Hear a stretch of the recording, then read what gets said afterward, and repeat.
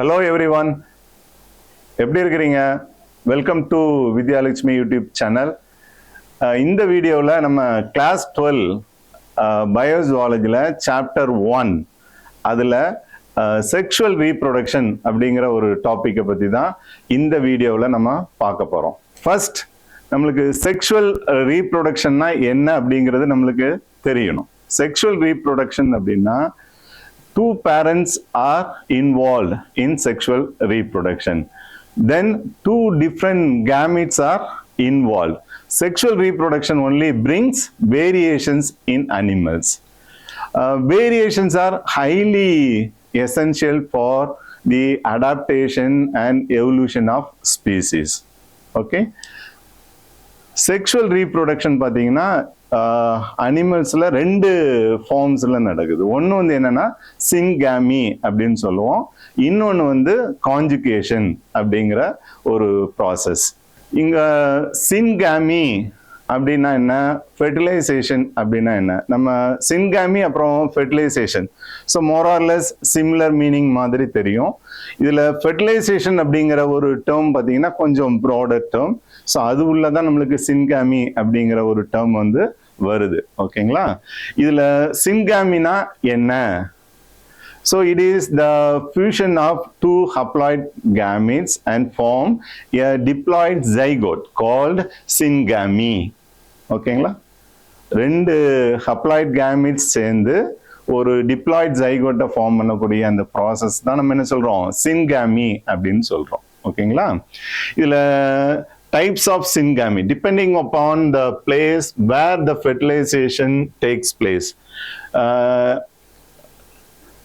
It is divided into three types: external fertilization and internal fertilization. Fertilization எங்க நடக்குது அதை base பண்ணி நம்ம ரெண்டு விதமா பிரிக்கலாம். ஒன்று வந்து எக்ஸ்டர்னல் ஃபெர்டிலைசேஷன், இன்னொன்று வந்து பார்த்தீங்கன்னா இன்டர்னல் ஃபெர்டிலைசேஷன். எக்ஸ்டர்னல் ஃபெர்டிலைசேஷன் அப்படின்னா if the fertilization occurs outside of the female's body called external fertilization. Female's bodyக்கு வெளியே fertilization நடந்துச்சுன்னா ஸோ அதை என்ன சொல்றோம் நம்ம, external fertilization. So mainly it occurs in the water. So external fertilizationக்கு என்னென்ன எக்ஸாம்பிள்ஸ் சொல்லலாம்? ஒன்று வந்து ஸ்பாஞ்சஸ், அப்புறம் ஃபிஷஸ், அப்புறம் பார்த்தீங்கன்னா ஆம்பிபியன்ஸ். ஸோ இதெல்லாம் எக்ஸ்டர்னல் ஃபெர்டிலைசேஷனுக்கான ஒரு எக்ஸாம்பிள்ஸ். சரி, ஸோ இன்டர்னல் ஃபெர்டிலைசேஷன்னா அப்படியே ஆப்போசிட்ல சொல்லணும். எப்படி? if fertilization occurs within the female's body called internal fertilization. So இதுக்கு என்னென்ன எக்ஸாம்பிள்ஸ் இருக்குதுன்னா ரெப்டைல்ஸ் இருக்குது, அப்புறம் ஏவ்ஸ், அப்புறம் மேமல்ஸ். இதெல்லாம் நம்மளுக்கு இன்டர்னல் ஃபெர்டிலைசேஷனுக்கான எக்ஸாம்பிள்ஸ். ஓகேங்களா? இதுல வந்து பாத்தீங்கன்னா நம்மளுக்கு போர்டு எக்ஸாம்ல 2 மார்க்ஸ்ல கூட கேட்கலாம், compare external and internal fertilisation அப்படிங்கிற மாதிரி 2 மார்க்ஸ்ல நம்மளுக்கு என்ன செய்யலாம், கொஸ்டின்ஸ் வந்து கேட்கலாம். ஸோ அடுத்து வந்து நம்மளுக்கு டைப்ஸ் ஆஃப் சின்காமி கொடுத்துருப்பாங்க. இது நம்ம ஏற்கனவே ஒரு தடவை நம்மளுக்கு போர்டு எக்ஸாம்ல 5 மார்க்ஸ்ல கேட்டிருக்கிறாங்க. இதுக்கு 5 மார்க்ஸை பொறுத்த மட்டும் நம்மளுக்கு எப்படி எழுதணும்னா அட்லீஸ்ட் ஒரு 5 டைப்ஸை வந்து வித் எக்ஸாம்பிள்ஸோட நம்ம என்ன செய்யணும், எழுதுனீங்கன்னா உங்களுக்கு 5 மார்க்ஸ் வந்து ஈஸியாக கிடைக்கும். இதுல டைப்ஸ் ஆஃப் சின்காமி 1 by 1 பார்க்கலாம். ஸோ முதல்ல வந்து நம்மளுக்கு ஆட்டோகாமி அப்படின்னு கொடுத்துருப்பாங்க. ஆட்டோ அப்படின்னா செல்ஃப் அப்படின்னு அர்த்தம் இல்லைங்களா?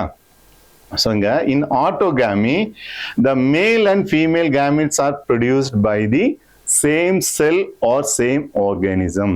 இங்க மேல் கேமிட்டும் சரி அல்லது ஃபீமேல் கேமிட், ரெண்டு மேல் அண்ட் ஃபீமேல் கேமிட்ஸை வந்து ஒரே செல் அல்லது ஒரு ஆர்கானிசம் தான் என்ன செய்யுது, ஃபார்ம் பண்ணுது. ஓகேங்களா?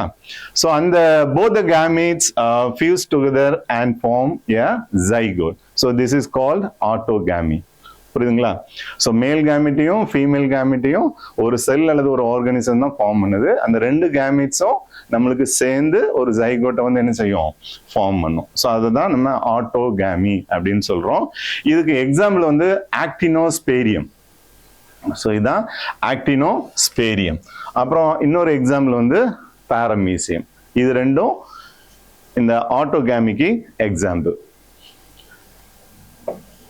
நெக்ஸ்ட் டைப் பாருங்க, exogamy. இங்க வந்து the male and female gametes are produced by different parents. So they fuse to form a zygote. அப்போ இங்க மேல் கேமெட்டை ப்ரொடியூஸ் பண்ணது ஒரு பேரண்ட், ஃபீமேல் கேமெட்டை ப்ரொடியூஸ் பண்ணது இன்னொரு பேரண்ட்.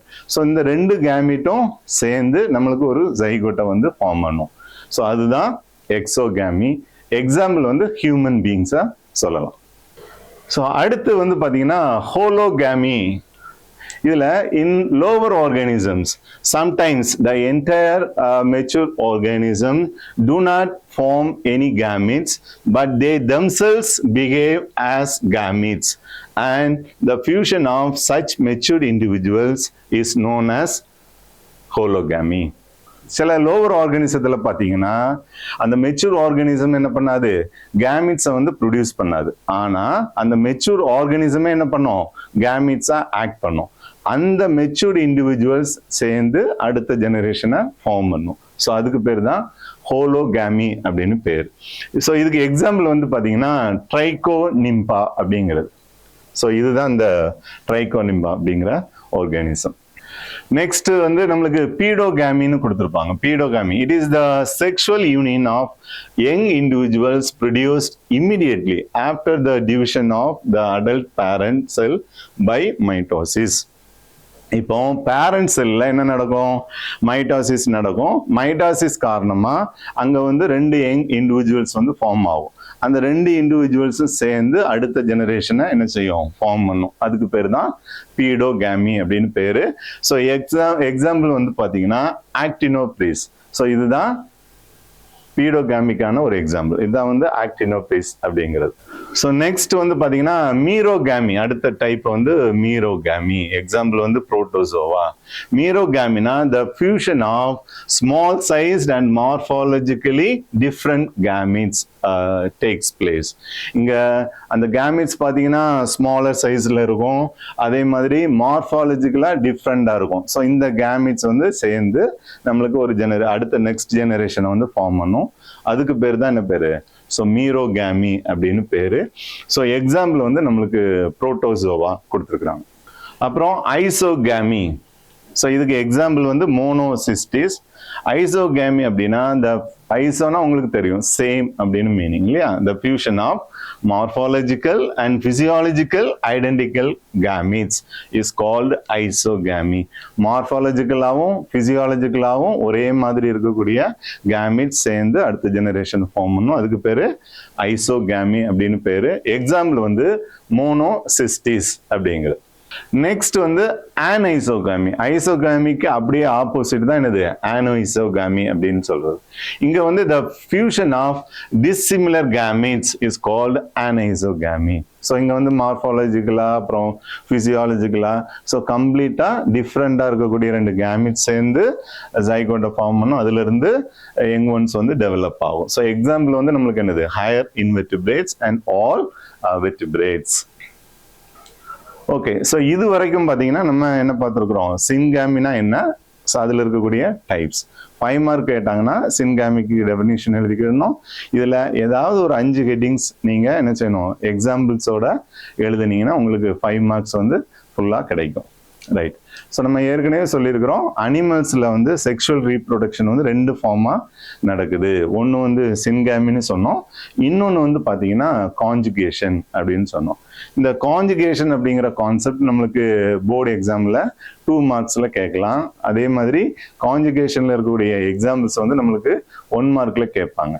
ஸோ நம்ம முதல்ல என்ன பண்ணலாம் அப்படின்னா, கான்ஜுகேஷன்னா என்ன அப்படிங்கிறத தெரிஞ்சுக்கலாம். So conjugation is the temporary union of the 2 individuals of the same species. அப்போ கான்ஜுகேஷன்ல பார்த்தீங்கன்னா, கான்ஜுகேஷன்ல ஒரே 2 இண்டிவிஜுவல்ஸ் வந்து இன்வால்வ் ஆகுது. அது ரெண்டும் பார்த்தீங்கன்னா ஒரே ஸ்பீசிஸை சார்ந்தது. ஓகே, ஸோ கான்ஜுகேஷன் ப்ராசஸில் 2 இண்டிவிஜுவல்ஸ் ஒரே ஸ்பீசிஸ்ல இருந்து இன்வால்வ் ஆகுது. ஸோ இதில் இன்வால்வ் ஆகக்கூடிய அந்த இண்டிவிஜுவல்ஸை நம்ம என்ன சொல்லுவோம், கான்ஜுகன்ஸ் அப்படின்னு சொல்லுவோம். The individuals which participate in the conjugation process called conjugants அப்படின்னு பேர். Right. So during this process some genetic material like DNA is exchanged between the two individuals. இந்த ப்ராசஸ்ல கவனிச்சிங்கன்னா தெரியும், அந்த ஜெனட்டிக் மெட்டீரியல் வந்து ஒரு ஆர்கானிசத்துல இருந்து இன்னொரு ஆர்கானிசத்துக்கு என்ன செய்யும், எக்ஸ்சேஞ்ச் ஆகும். அப்படி எக்ஸ்சேஞ்ச் நடந்ததுக்கு அப்புறமா அந்த ரெண்டு இண்டிவிஜுவலும் என்ன செய்யும், தனித்தனியா செப்பரேட் ஆயிடும். Okay, so they exchange certain amount of nuclear material DNA and then get separated.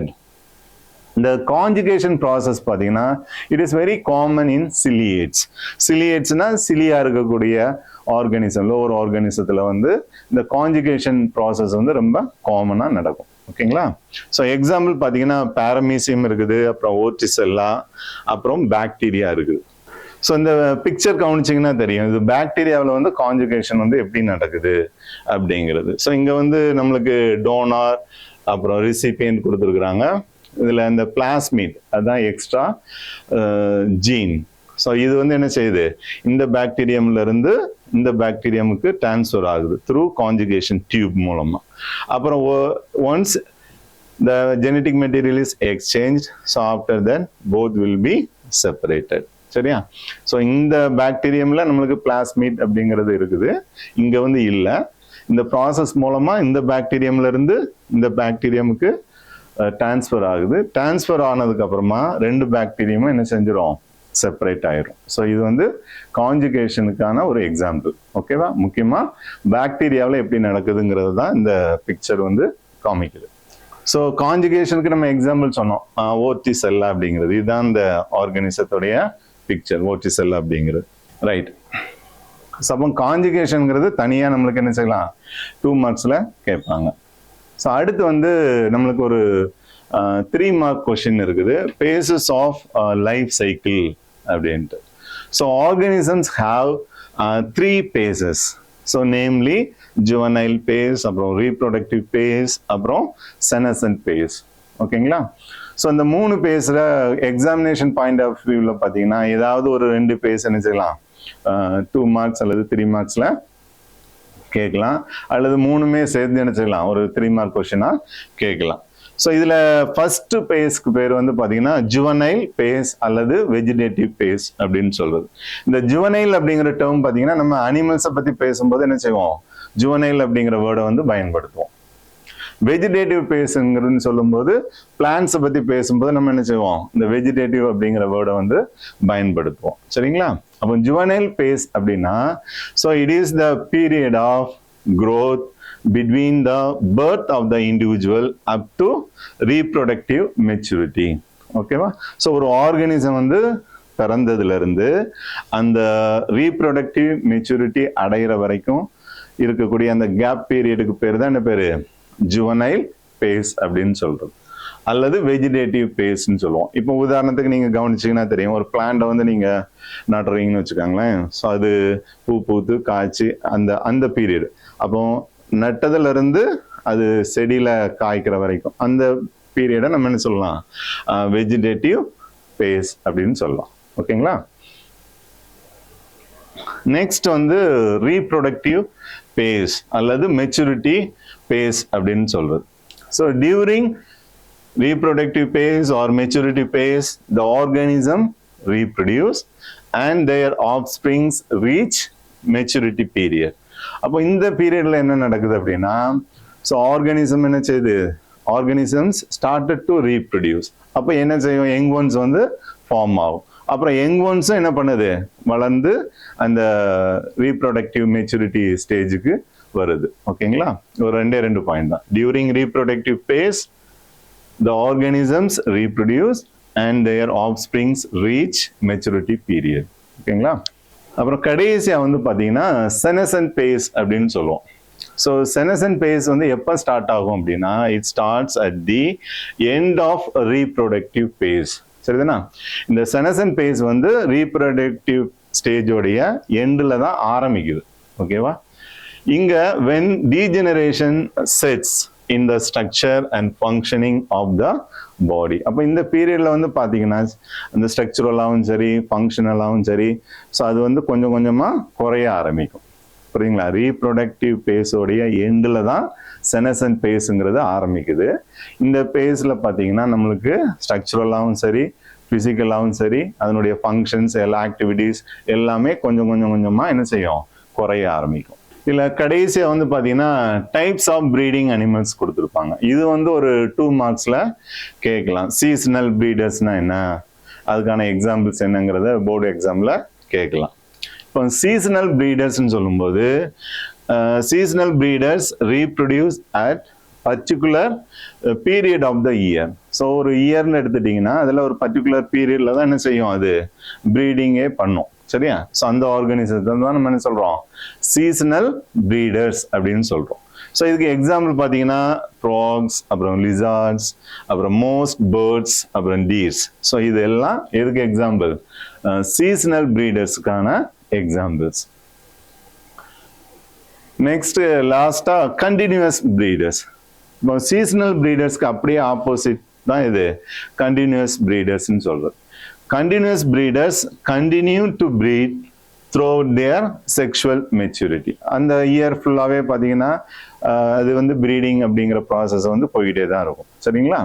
So இதில் எக்ஸாம்பிள் பார்த்தீங்கன்னா ஹனிபீஸ் இருக்குது, அப்புறம் போல்ட்ரி இருக்குது, அப்புறம் ரேபிட். ஸோ இதெல்லாம் கண்டினியூஸ் ப்ரீடர்ஸ்க்கான எக்ஸாம்பிள்ஸ். அப்போ சில நேரத்தில் நம்மளுக்கு 2 மார்க்ஸில் எப்படி கேட்பாங்கன்னா compare seasonal breeders and the continuous breeders with examples அப்படின்னு கேட்டாங்கன்னா நீங்கள் இதை எழுதணும். So I hope so this video is very useful to all the children. So நாங்கள் என்ன பிளான் பண்ணியிருக்கிறோம் அப்படின்னா +2 பொறுத்த மட்டும் எல்லா சாப்டர்ஸுக்கும் எல்லா ஹெட்டிங்ஸ்க்கும் வீடியோ போடலாம் அப்படின்ட்டு இருக்கிறோம். நீங்கள் இந்த வீடியோஸை வந்து தொடர்ந்து பாருங்கள். நம்ம அடுத்த வீடியோவில் சாப்டர் 1ல் செக்ஷுவல் ரீப்ரொடக்ஷனை பற்றி நம்ம என்ன செய்யலாம் பார்க்கலாம். Okay, so thank you.